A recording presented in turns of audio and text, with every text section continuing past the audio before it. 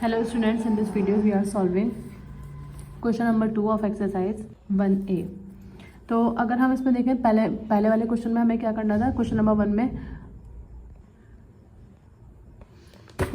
में हमें करना था सेट बिल्डर फॉर्म में कन्वर्ट करना था और टैबुलर फॉर्म में कन्वर्ट करना था, जबकि हमें डिस्क्रिप्टिव फॉर्म में क्वेश्चन दिए हुए थे।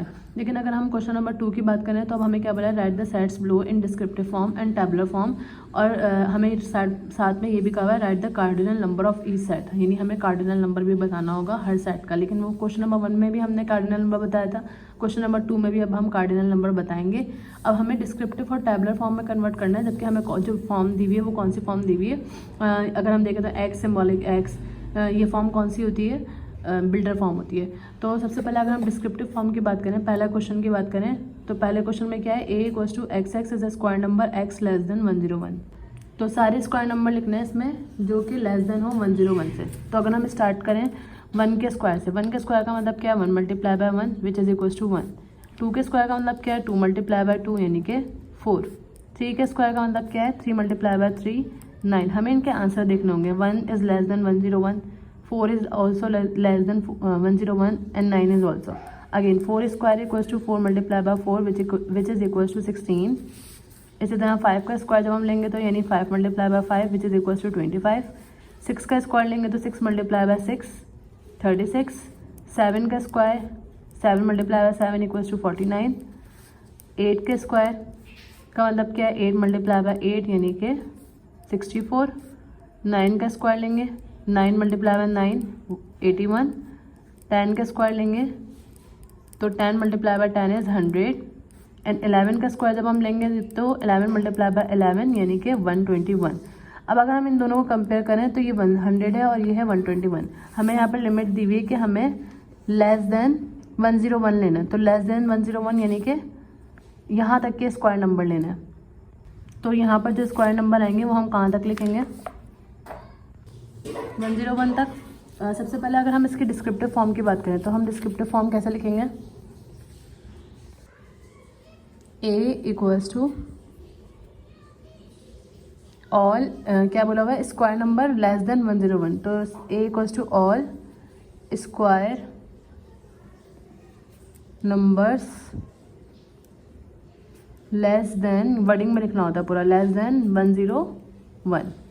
देन इसके बाद अगर हम इसी को किस फॉर्म में लिखना है, हमें डिस्क्रिप्टिव के अलावा टैबुलर फॉर्म में। टैबुलर फॉर्म में हम उसके मेंबर्स लिखते हैं। तो मेंबर्स हमारे पास कौन कौन से आ रहे हैं, हम अगर हम देखें मेंबर क्या क्या क्या आ रहे हैं, 1 आ रहा है, 4 आ रहा है, 9 आ रहा है। देन इसके बाद 16 आ रहा है, 25 36 49, ये सारे मेंबर हमें लिखने होंगे। तो अगर हम इन सबको लिखें तो 1 4 9 16 25, इस 5 का स्क्वायर है, फिर 36 49 64, 8 का स्क्वायर है, फिर 9 का स्क्वायर यानी कि 81, 10 का स्क्वायर 100। उसके बाद हमें कार्डिनल नंबर लिखना है। कार्डिनलिटी क्या होगी, हमें मेंबर्स काउंट करने होंगे। सेट में कितने मेंबर्स बने हैं 1 2 3 4 5 6 7 8 9 10। तो कार्डिनलिटी क्या आ जाएगी 10 विच इज़ आंसर। अब अगर हम इसी के पार्ट 2 की बात करें यानी पार्ट बी की बात करें तो हमें क्या बोला है, x x is an angle of the pentagon, यानी पेंटागन में बनने वाले जितने भी एंगल्स हों। तो अगर हम इसको सबसे पहले डिस्क्रिप्टिव फॉर्म में लिखें तो डिस्क्रिप्टिव फॉर्म में हमें क्या लिखना होगा, किसकी बात हो रही है, all the angles of pentagon, ये आ गया। लेकिन इसके बाद हम अगर हम इसकी टैबुलर फॉर्म लिखें तो टैबुलर फॉर्म में हम देखते हैं कि मेंबर्स कौन कौन से बने। तो पेंटागन कौन सी शेप होती है, पेंटागन वो शेप होती है जिसके 5 एंगल, यानी कि इस तरह से 1 2 3 4 और 5। तो यहाँ पे जो एंगल बन रहे होंगे एंगल ABCD की फॉर्म में बना देंगे। तो यहाँ पर हमें क्या बोला ABCDE। तो इसकी शेप्स कौन कौन साइड कौन कौन से होंगे BCD और E। तो एंगल भी यही बन रहे होंगे जो यहाँ पर बन रहे होंगे। तो हम क्या लिखेंगे इसके डिस्क्रिप्टिव फॉर्म में, सॉरी टैबुलर फॉर्म में, angle A, angle B, angle C, angle D and angle E। Then इसकी कार्डिनलिटी लिखनी होगी। कार्डिनलिटी का मतलब क्या है, मेंबर्स कितने हैं सेट में 1 2 3 4 5। तो कार्डिनलिटी क्या आ गई 5। देन इसके बाद अगर C पार्ट की बात करें तो इसके C पार्ट में हमें क्या बोला है, XX is a month of the year, यानी कि एक साल में कितने मंथ होते हैं, कौन कौन से मंथ होते हैं। तो अगर हम इसका सबसे पहले डिस्क्रिप्टिव फॉर्म बनाएं, डिस्क्रिप्टिव फॉर्म में किस चीज़ की बात हो रही है, मंथ ऑफ द ईयर की बात हो रही है, तो हम क्या लिख देंगे, all the months of year, ये हो गई। अब हमें यहाँ पर डिस्क्रिप्टिव फॉर्म, टैबुलर फॉर्म बनानी है। डिस्क्रिप्टिव हो गई, टैबुलर फॉर्म में हम क्या लिखते हैं, मेंबर्स लिखते हैं। तो मेंबर्स यहाँ पर कौन कौन से होंगे, जनवरी फरवरी, जब मंथ ऑफ द ईयर की बात हो रही है तो जनवरी, फरवरी, मार्च, अप्रैल, मई, जून, जुलाई, अगस्त, सितंबर, अक्टूबर, नवंबर एंड दिसंबर। यही मंथ है सारे। कार्डिनैलिटी क्योंकि 12 मंथ होते हैं तो हम क्या लिख देंगे, NC इक्वल्स टू 12। तो this is answer of part C.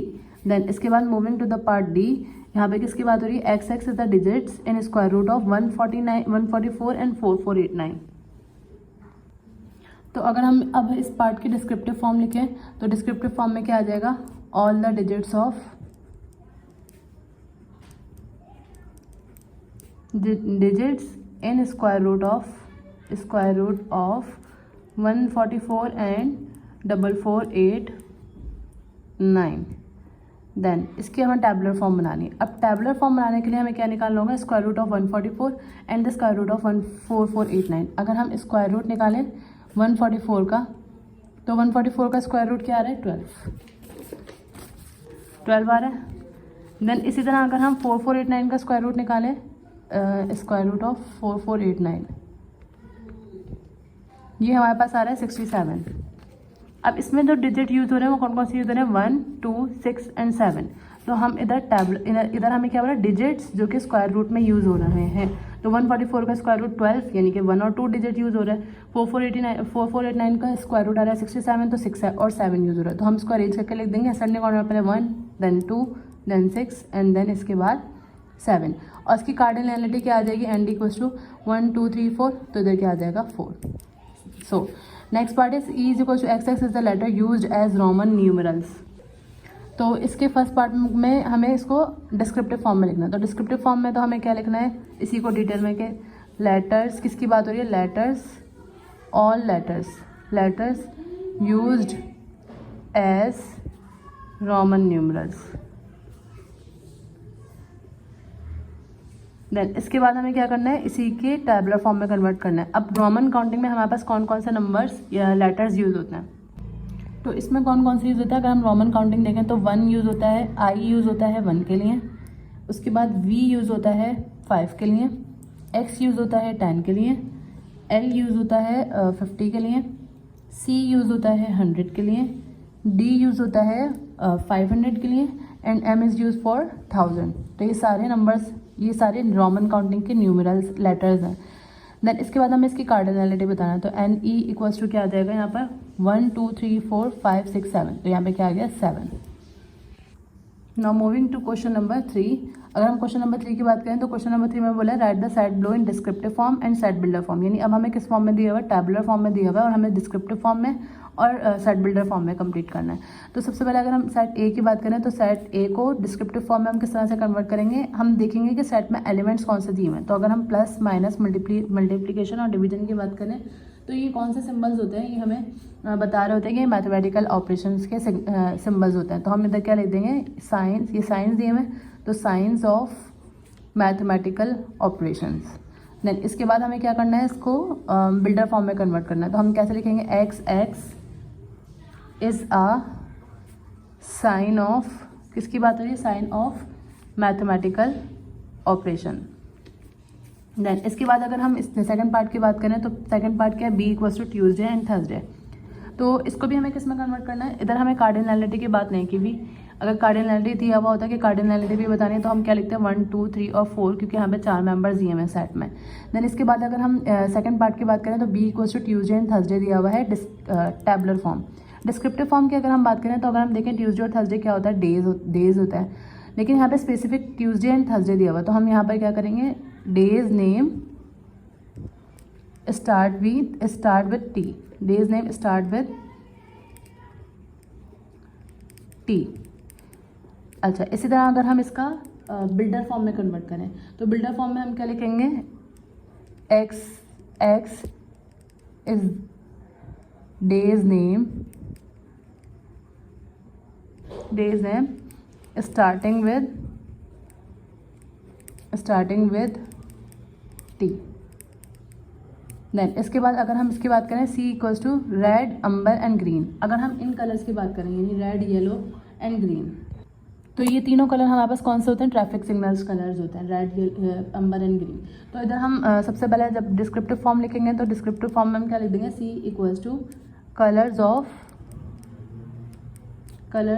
Of light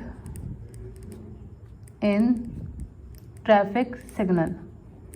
then इसके बाद इसको अगर हम बिल्डर फॉर्म में कन्वर्ट करेंगे तो किस तरह से लिखेंगे, x is the colour of the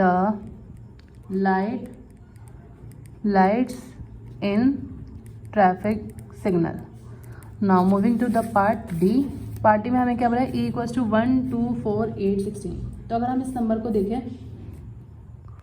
तो अगर हम इस नंबर को नोट करें तो ये नंबर कौन सा नंबर है, जैसे अगर हम 1 देखें तो 1 सिंपल, पहले 1 है, फिर 1 मल्टीप्लाई बाय 2 2 आ गया। देन अगेन 2 को मल्टीप्लाई करवाएं 2 से तो क्या आ गया, 4 आ गया। देन अगेन हम 4 को मल्टीप्लाई करें 2 से तो ये क्या आ गया, 8। और अगेन 2 से मल्टीप्लाई करवाएं तो 16, यानी इंक्रीज हो रहा है ये नंबर मल्टीप्लाई बाय 2 से। तो हम इधर क्या लिख सकते हैं, डिस्क्रिप्टिव फॉर्म में ई है, सॉरी, तो डिस्क्रिप्टिव फॉर्म में हम क्या लिखेंगे, और ये 16 के बाद 32 आना चाहिए लेकिन नहीं है, यानी 16 से कम है, 16 तक है। तो हम इधर क्या लिख सकते हैं, नंबर्स पहले हम ये लिखते हैं कि हैं कहाँ तक, तो नंबर्स लेस देन 17। 16 तो क्योंकि इक्वल 16 नहीं लिखेंगे, या तो लेस देन और ग्रेटर देन, हम लेस देन और ग्रेटर देन का वर्ड यूज़ करते हैं। तो लेस देन 17 है, less than 17 which are increasing power of 2। Increasing power भी लिख सकते हैं या फिर increasing which are increasing by the multiple of 2, by multiplying by 2, by multiplying 2। ठीक है, ये भी लिख सकते हैं, दोनों में से कुछ भी लिख सकते हैं। देन अगर हम इसकी बिल्डर फॉर्म बनाएं तो बिल्डर फॉर्म में हम क्या लिखेंगे, x is a number